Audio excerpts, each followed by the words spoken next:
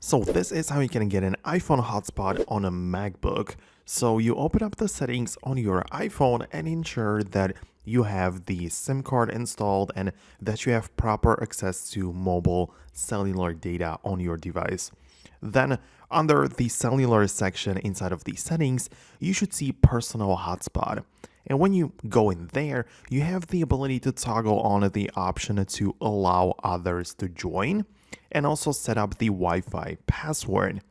When you do this, the MacBook should see this inside of this or the MacBook's specific Wi-Fi settings.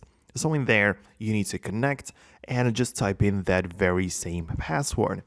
After a while, it should connect, and on your iPhone, you should get a green indicator that it has happened.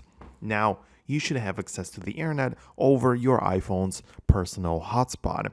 However, if this doesn't work for whatever reason, you can see that we have more options to establish the connection, and the other is through a USB cable, meaning that you can also use cable to connect your iPhone to your Mac, and then in the same settings in the personal hotspot, you want to make sure that it is set up and also that you have the SIM card and everything, but then the connection should work between your Mac and iPhone as well. So these are the two options which you have.